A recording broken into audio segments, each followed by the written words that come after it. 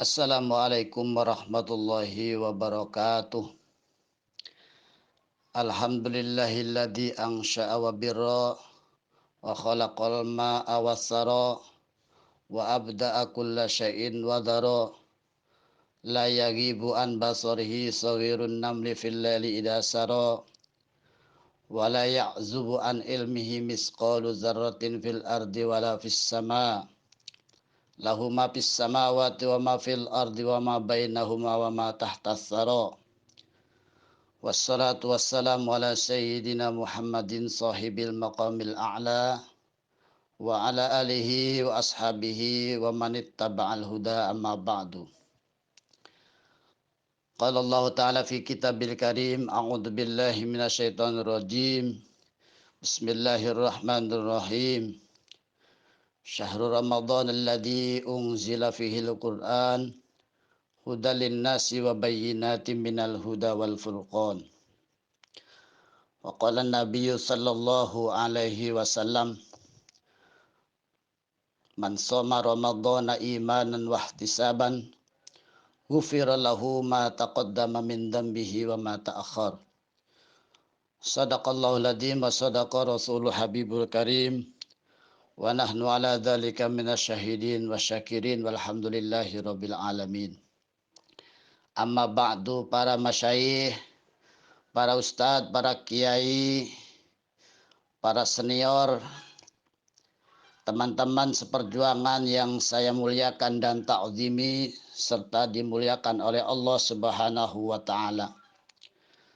Wabil khusus ketua dan seluruh jajaran pengurus Ikatan Alumni Santri Al-Inayah atau yang kita kenal dengan IASA, yang saya banggakan, dan semoga semuanya diberikan kekuatan, kesehatan, keselamatan, kesuksesan, dan kelak menghadap kehadirat Allah dalam keadaan husnul khatimah. Teman-teman yang saya hormati, mohon maaf dalam kesempatan ini bukan saya bermaksud menggurui teman-teman semuanya, terutama para senior kami, tetapi ini semua dalam rangka menjalankan perintah Allah, wa tawassaw bil haqq wa tawassaw bis sabr. Karena itu, perkenankan dalam kesempatan ini saya ingin menyampaikan tentang betapa pentingnya kita menyambut dan rasa sukacita menghadapi bulan suci Ramadan yang amat agung ini. Mustami'in al-kirami rahimakumullah, pada malam pertama bulan Ramadan, yaitu tepatnya pada malam Selasa kemarin, Allah Subhanahu wa taala menyuruhkan kepada seluruh umat Nabi Muhammad sallallahu alaihi wasallam dengan 3 seruan. Yang pertama, kata Allah dalam hadis qudsi mengatakan, man dzalladzi yuhibbuna fanuhibbuhu. Barang siapa yang mencintai aku, maka aku pasti akan mencintainya. Yang kedua, wa man dzalladzi yatlubuna fanatlubuhu. Dan barang siapa yang mencari aku, pasti aku akan mencarinya. Dan yang ketiga, wa man dzalladzi yastaghfiruna fanaghfiru lahu bihurmati Ramadan. Dan barang siapa yang memohon ampun kepadaku, aku pasti mengampuninya. Hal ini adalah karena keagungan dan kemuliaan bulan Ramadan. Lalu setelah itu Allah Subhanahu wa taala memerintahkan kepada malaikat kiramal katibin atau malaikat yang diberikan perintah untuk mencatat amal perbuatan manusia. Yaitu perintahnya adalah untuk mencatat amalan-amalan kebaikan saja yang dilakukan oleh hamba-hambanya. Sedangkan amalan-amalan yang buruk tidak dicatat. Dan dosa-dosa yang telah dilakukan oleh hamba-hambanya di masa lalu dihapus. Hadirin rahimakumullah, betapa hebatnya dalam hadis qudsi ini, bahwa dengan keagungan bulan suci Ramadan, Allah menantang kepada kita. Kita jangan ragu, jangan pesimis, bahwa cinta kita pasti akan disambut baik oleh cintanya Allah Subhanahu wa taala. Cinta kita insya Allah tidak akan pernah bertepuk sebelah tangan. Tetapi Allah pasti akan menyambut dan segera Allah mencintai kita. Kalau kita sudah berusaha cinta kepada Allah dan Allah mencintai kita, maka cinta itu akan menjadi energi dengan kekuatan kita untuk senantiasa mengamalkan segala apa yang diperintahnya. Lalu dalam seruan yang kedua, betapa Allah pun juga menunjukkan kepada kita bahwa dengan keagungan bulan suci Ramadan, maka antara kita dengan Allah jaraknya tidak begitu jauh. Karena Allah mengatakan siapa yang mencari aku, pasti aku mencarinya. Bayangkan kalau kita mencari, lalu Allah mencari, sama-sama jalan, nanti akan ketemu di tempat yang begitu dekat. Ini ibarat yang sangat logis bahwa dengan keagungan dan kemuliaan Ramadan, manakala manusia itu senantiasa memanfaatkan keagungannya dengan berbagai macam kegiatan-kegiatan keagamaan, kegiatan-kegiatan ibadah, maka sangat dimungkinkan dan pasti akan diterima ibadahnya oleh Allah Subhanahu wa taala. Kemudian ketika Allah memerintahkan tadi kepada malaikat kiramal katibin bahwa manusia di bulan suci Ramadan ini khususnya adalah umat Islam, yang dicatat hanya amal baiknya saja, sedangkan amal buruknya tidak dicatat. Ini menunjukkan bahwa betapa besarnya pahala kebaikan-kebaikan di bulan suci Ramadan. Seolah-olah bahwa kebaikan itu atau seolah-olah bahwa tidak ada keburukan yang dilakukan oleh manusia. Padahal tetap dicatat, cuma dicatatnya terlalu kecil. Keburukannya kecil sedangkan kebaikannya terlalu besar. Saking besarnya nilai-nilai kebaikan seolah-olah keburukan itu tidak dicatat. Apa dalil yang menunjukkan bahwa Allah Subhanahu wa taala tidak mencatat keburukan karena kelindih atau kalah dengan kebaikan yang dilakukan oleh manusia? Dalam salah satu hadis qudsi Allah Subhanahu wa taala mengatakan, kullu amal ibni adam lahu illa saum fa innahu li wa ana ajzi bihi. Bahwa seluruh tindakan dan amalan manusia itu untuknya kecuali puasa. Sedangkan maka sesungguhnya puasa itu untukku, kata Allah. Wa ana ajzi bihi, dan aku akan membalasnya. Dalam salah satu hadis riwayat Muslim yang lain yang hampir sama juga dengan hadis qudsi tadi, bahwa Rasulullah mengatakan seluruh amal perbuatan anak Adam atau manusia itu dilipat gandakan kebaikannya. Mulai dari 10 sampai 70 kali lipat. Bahkan dalam Al-Quran disebut wallahu yudha'ifu liman yasha, akan dilipatkan lebih dari itu. Dalam hadis qudsi itu Allah mengatakan wa ana ajzibi. Kalau kebaikan yang lain saja itu Allah lipat gandakan pahalanya sampai dengan 70 atau bahkan 700 kali lipat. Bagaimana kalau puasa itu menjadi hak prerogatif Allah yang Allah mengatakan bahwa pasti aku yang akan membalasnya langsung. Bahwa ini menunjukkan bahwa betapa besarnya pahala kebaikan di bulan suci Ramadan ini. Sehingga di dalam perintah tadi seolah-olah keburukan itu sama sekali tidak dicatat. Saking kecilnya nilai keburukan dan saking begitu besarnya nilai-nilai kebaikan yang kita lakukan di bulan suci Ramadan ini. Mustami'in al-kiram rahimakumullah. Karena itu marilah kita sambut bulan suci yang mulia ini, yaitu bulan suci Ramadan, dengan penuh rasa cinta dan gembira. Mari kita panjatkan rasa syukur kepada Allah Subhanahu wa taala atas karunia dan nikmatnya pada kita semua, di mana kita telah diberi panjang umur sehingga kita bisa menikmati bulan Ramadan dengan penuh ketenangan dan kekhusyuan. Itulah karunia yang amat besar, sebab hidup di bulan Ramadan berarti kita diberi kesempatan untuk beribadah, meraih pahala sebanyak-banyaknya. Mari kita berlomba-lomba merebut peluang yang besar ini. karena bulan ini sangat berbeda dengan bulan-bulan yang lainnya. Sungguh sebuah anugerah yang luar biasa karena kita masih ditakdirkan oleh Allah Subhanahu wa taala untuk dapat menjalani puasa lagi di tahun ini.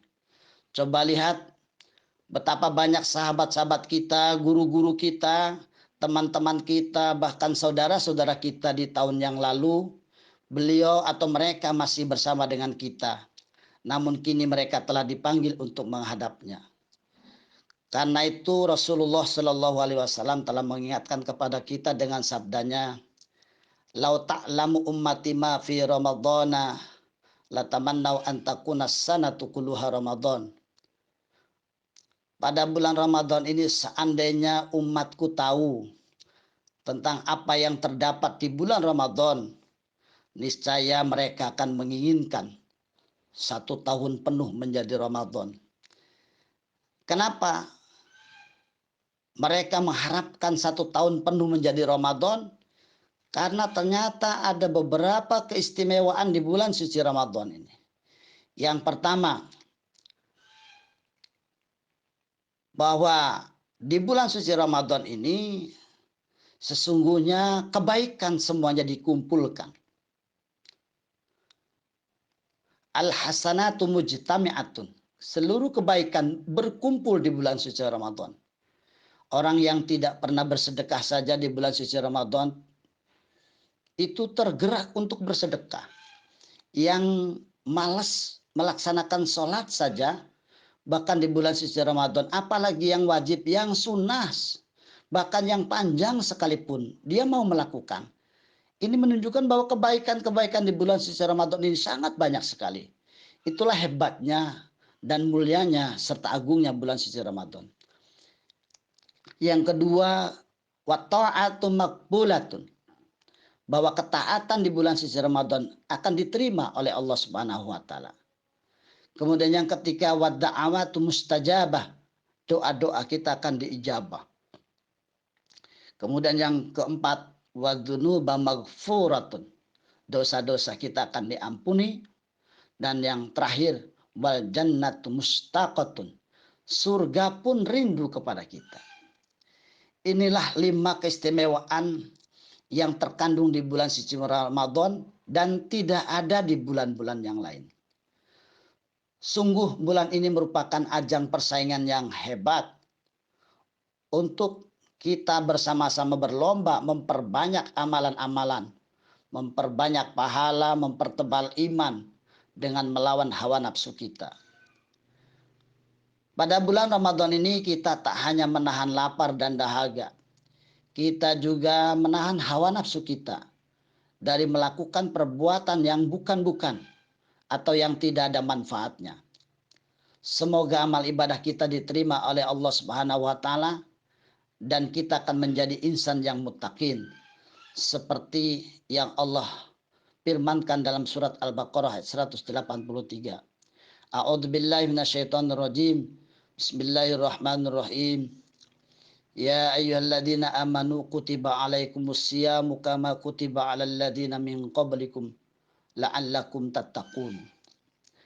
Ayat ini sungguh Allah telah memastikan bahwa orang-orang yang berpuasa dia akan mendapatkan predikat muttaqin.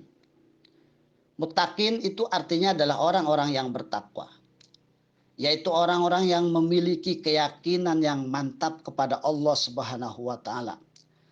Rasa takut yang mendalam dan perasaan muraqabah yang terus-menerus.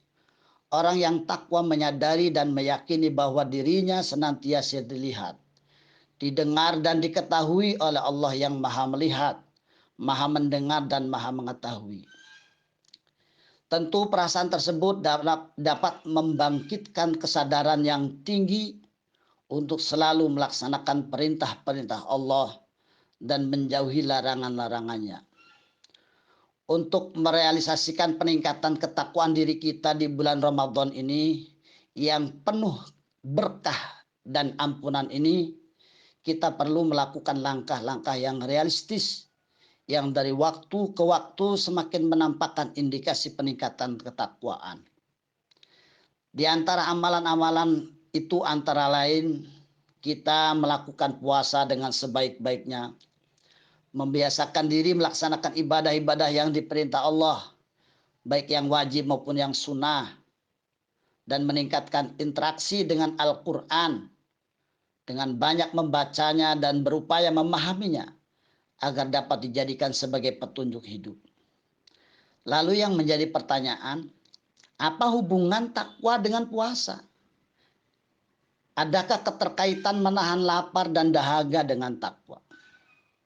Coba kita lihat bahwa puasa itu memiliki kaitan yang erat dengan takwa.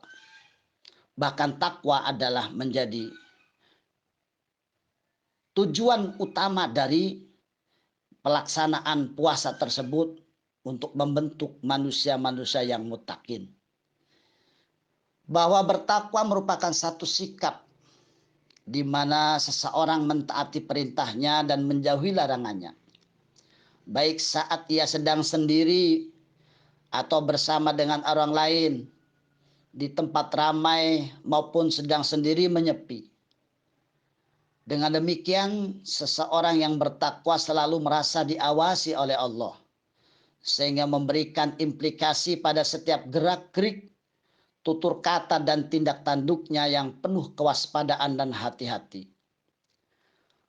Orang yang bertakwa tidak pernah bertindak munafik.